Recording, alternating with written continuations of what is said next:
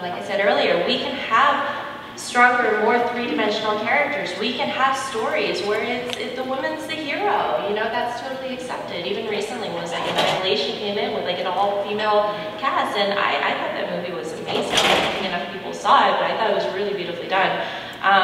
So we're making progress, and we're showing that, we can also be superheroes without wearing ridiculous costumes, So I think as SciFi, we have a little bit of responsibility to be the first ones to make that change and, take the first steps. And it can start with something as simple as costume, Like if the girl is set of armor, for God's sake. Nobody stabs you in the abdomen, we all know that. Now, I'm going to kind of change it over and ask a very specific question to Gigi. Congratulations, you're a new mom. And I know for myself, I work in mostly technology and video game digital content creation, and I became a mom 2 years ago, and it was a very big change for me. So I want to ask you, working in SciFi, do you feel like becoming a mother has impacted your career, and if so, how?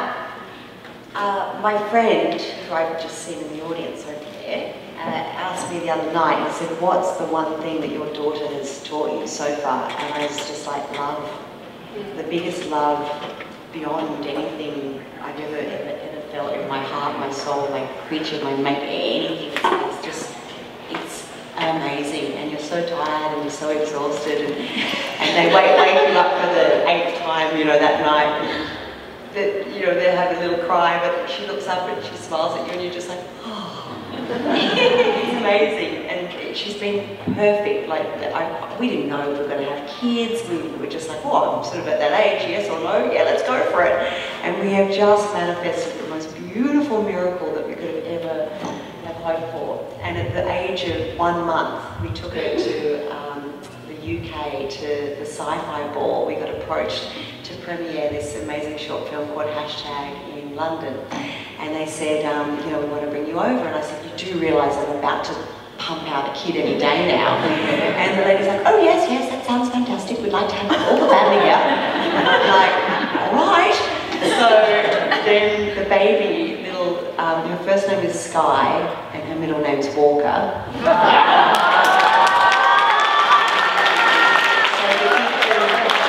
Very deep in this family. So she decides not to want to come out. She's just hanging out in there, and we're eating all the curry, and we're making all the love, and we're doing everything we can do to get this baby moving and shaking. And then finally on the 13th of December she comes out, and as soon as she comes out, I'm like, we need to expedite the birth certificate so we can get the passport, so we can get the... And just cuddle the baby. I'm like, okay, we have to get to the SciFi ball. So then we get to the SciFi ball, amazing, do the premiere, and we're just around the corner from Stonehenge. So we go to Stonehenge, and there's this one, she hasn't really ever lost it yet. She's cried but not gone crazy. And get out of the car, and she's like, ah! I'm like, oh my God, this is terrible, and the weather is horrible, and it's freezing. I'm like, babe, we're going to kill the baby. It's like, the baby and the family, we're going to see the rocks. So we go and buy the big blankets from the gift shop, and we run her all up. We jump on the bus. It's a 5-minute bus right to the site, and she is screaming, and everyone's like, oh my God. And as soon as we get out, she goes, oh, hi, home. And we're like, I said, babe, I think we've made an alien. She's like, hi, home. I'm like, okay, get her back on the bus, get her back on the bus. So yeah, I don't know what's happened, but yeah, I think we're making aliens. I think she fits in very well, as you could, she's just out the back there as well. Oh, here she comes. And baby daddy, of course. So while becoming a parent can present a certain set of challenges, you have embraced it fully. Very much so. Very much so. So we're going to open this up to some audience questions in just a second, so start to think about if you have any questions for these lovely ladies. But while you're letting that incubate a little bit, ladies, what advice do you have to other women who want to be more creative in the sci-fi space? If there's anyone out here, raise your hand if you're out here trying to get into the sci-fi space. Anybody? Yeah? Stories to share in any way, whatever your medium is. What advice do you have for those of you? I feel like we get asked this at every, the answer is always the same. It's like, just do it, you know? Like, just go out there and do it. Like you were saying, like, you have the most amazing device in your hands, and this is how a lot of us filmmakers start, whether you are a writer or a camera person or an actor or whatever fill-in-the-blank position that you want to be a part of in the creative world. Like, you just start, right? That's the hardest part. Don't be afraid to suck. Yeah. Who cares? Yeah, even if you don't know how to do it, fine. Just figure it out. Go out and make something that's just a piece of caca, and that's fine. You're like, wow, that sucked. But now look at that great idea I have for costumes this next time, for wardrobe. Just don't be afraid. And I think that might be intrinsic to being an actor. You're just so self-conscious about everything, so worried about appearing bad or you don't know what you're doing. None of us know what we're doing. It's fine. Go out there and fall on your face. You'll learn more by far. Anyway, so yeah. And redefine what sci-fi means to you, because the genre has been really established by sort of a small group of men for a very long time. Look at what Ursula K. Le Guin wrote, and find inspirations there through women's eyes, through people of color's eyes. I watched a sci-fi movie last night that was called Advantageous, and it was a female director, a female co-writer and actress, and it had such a different feel, and it described, it ascribed to sort of this idea of what happens with women when we sort of age out in the future, when AI and automation has really replaced jobs.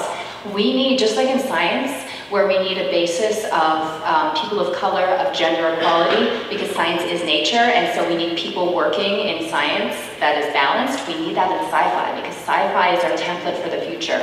So we need people's vision, everybody's different vision. This is so important. So you might think your story is not sci-fi, but it is. So just go for it. Hashtag template for the future. I love that. Thank you, Taryn. All right, does anybody else have any questions? Let's see, right up here in the front. Question for Jackie, Michele, and Taryn. As professionals working in sci-fi, what are you personally doing to advocate for and prevent representation of trans women? Ooh, good question. In case everyone couldn't hear that, it's what is everyone doing to advocate for the representation of trans women? I could say the feature version of Live, I have a trans character in it. Awesome. So I haven't that's not greenlit yet, but it's about to be pitched. So substantial character. What was your name? I'm sorry?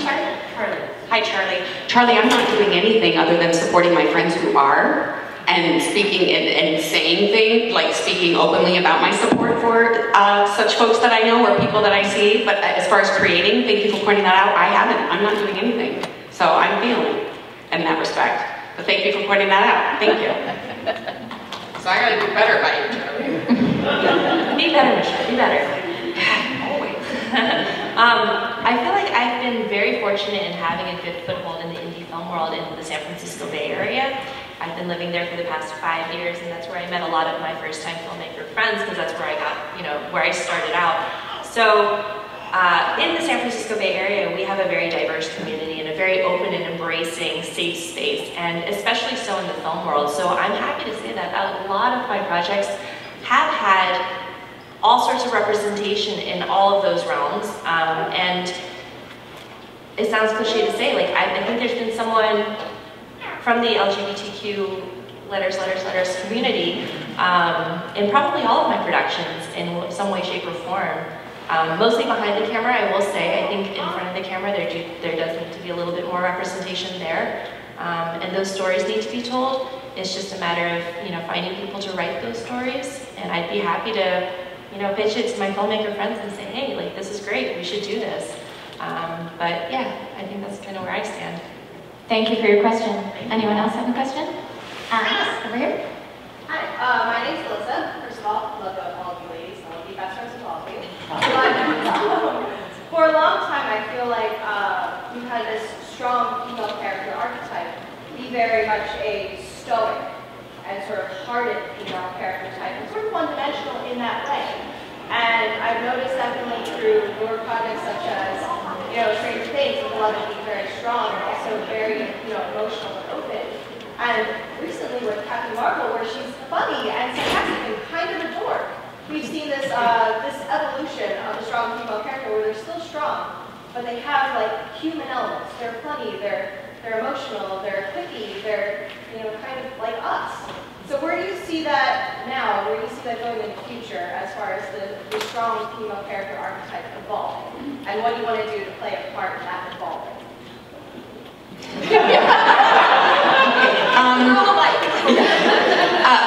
What will make that change is because our definition of strong is changing. Because before, the definition of strong meant our masculine representation, a position of power and a position of strength. You could see that in, as I mentioned before, if anyone here has seen Star Trek Voyager with Kate as captain, it was basically the idea of a woman in command was a woman basically acting like a man in command. Like that masculinity, that kind of stoicism, that's what strength meant. Exactly. So what needs to happen is we start expanding and evolving and just actually acknowledging the already existing notion that the idea of strong comes in many shapes and forms. And what we're seeing in the characters that you're mentioning are more truthful in the fact that vulnerability, and I just mean the courage to be vulnerable and to be present and to be truthful about where you're at and like not be afraid of the fact that shit is hard, right? Or what that idea of strength is evolving. So that's what I feel like is going to be the major change, and what we're seeing is that part of that evolution is what is the idea of strength. Thank you for your question. That was a great question. Yeah. I want to piggyback one thing on that. So I think a lot of that stoicism is a reflection of how, as women, like we've been conditioned, this is how we need to behave and present ourselves in order to be taken seriously in a very male-dominated, culture. When I was working in medicine is a very male-dominated culture. So for me to be taken seriously, I had to talk in a deeper voice. I had to have a very stern look. I had to be very assertive and say, like, I know what I'm talking about without being hysterical or emotional or crazy. So, I think a lot of these roles have been portrayed that way because that's the way we women had to be portrayed in order to be taken seriously. Now that we're starting to gain a little bit of foothold in equality and starting to be recognized as our own gender and that's okay, we can start showing these vulnerabilities, and I think that's really refreshing because a lot of us for women, our strength comes from not being stoic, but being able to hide the vulnerabilities from before because we weren't allowed to show that. And now it's being embraced, so that's nice. Awesome, thank you. Do we have any okay, we've got time for one more, I believe. So how about the gentleman in the back with the glasses? Thank you. Okay, so Taryn, you commented on how, I think you've all kind of said, in the sci-fi genre, it's a little more open to female leads or female primary characters, females behind the camera. I know none of you are from this particular franchise, but I was going to use Doctor Who as an example. In 1963, the first showrunner of Doctor Who was a woman. Nobody believes that when you say it, but the showrunner for 3 years in the early 60s was a female. He had very strong female companions back then, some of them were.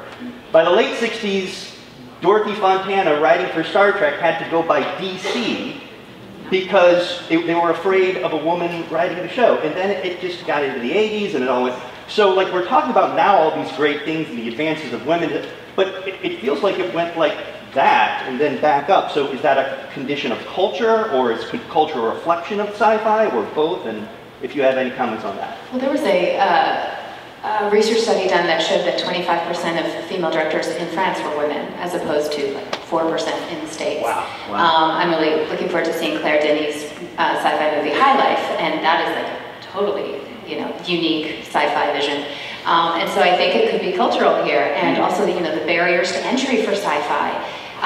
We consider, the budgets of sci-fi movies keep getting bigger and bigger and bigger, and so the barriers to entry, you have these, figureheads of Spielberg's and the J.J. Abrams and them sort of bringing in their younger proteges. It's hard for women to break in either as a writer or as a director in that realm. You look at what Britt Marling did, and she went the complete opposite way. I don't know if you guys are familiar with Another Earth or Sound of My Voice, but they're great, intellectual, entertaining sci-fi movies based on sci-fi conceits and amazing performances and characters. Nothing about special effects. So I think if, that's there, I believe in our culture, but we're needing to bring that back up, and I think it's a cultural thing too. Excellent, thank you so much for your question. Unfortunately, we're being given the please wrap up sign. So starting down the end with Taryn, if you could tell people where they can find you, and if you have any projects that you want to plug that's upcoming, please do that now. My name is all my handles, so Taryn O'Neill, all one word. It'll be linked, my sci-fi short, the trailer for it is there, so it's called Live, and on those sites, basically I'll be letting you know who will ultimately be distributing it. Awesome, thank you, Taryn. First, can I just give it, I just want a video of you guys, and you guys just say, hey, okay? So, geez, did I skirt it? No, I had it back. Oh, did I? Wait. Okay, it's going! Hi, guys!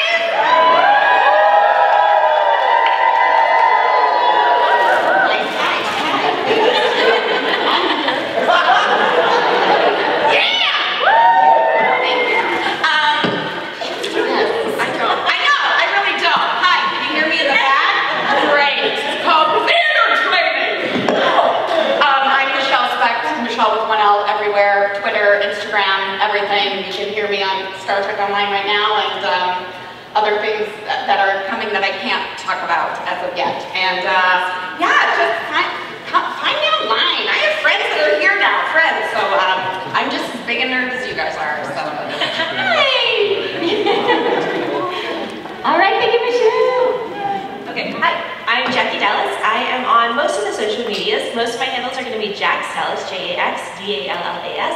On Twitter and Instagram. I'm on Facebook, Jackie Dallas. I said all the social medias, I think that's it actually. I have a website, blah, blah, blah. We're also going to be at booth 1608, Kip's World Art. He's been kind enough to let us kind of take over his booth for a little bit for signings and autographs and photos and such. So if you guys want to stop by, we will be there. Right now. Right now, after this. So we're gonna go all the way. We're gonna have our entourage. He's gonna be like, he does have beautiful artwork. He does. Yeah, it's all original. Yeah, originally done. Yeah, 1608. So yeah, that was the fun. Perfect. All my social media is Gigi Edgley, and also my brother is coming back to the States, and last year we did the Wonderland tour. So it was a complete fan-run tour. We went everywhere from May to September, Australia, Toronto, all throughout the States, a different town each night. And if you want to check out our website, it's Wonderland, like Wander in the Land, wonderland.love. And he's coming back in August. And we're going to do a small version of it again. So I can't wait to hear from you guys. I've also got a website, gigiedgley.com, and all my social medias on that as well. Thanks for having us. All right. My name is Trisha Hershberger. I do mostly technology and video game digital content, so if you're into YouTube and Twitch and that thing, I also have a YouTube channel called Nerds with Kids, for anyone out there who's trying to navigate your fandom, but also raising a tiny human. And you can find me online at That Girl Trish with no I in the girl. And this whole panel was brought to you today by GeekFest. So,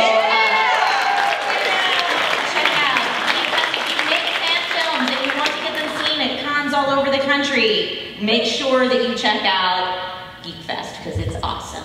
So thank you all so much for coming. Ladies, thank you so much for being here, and enjoy your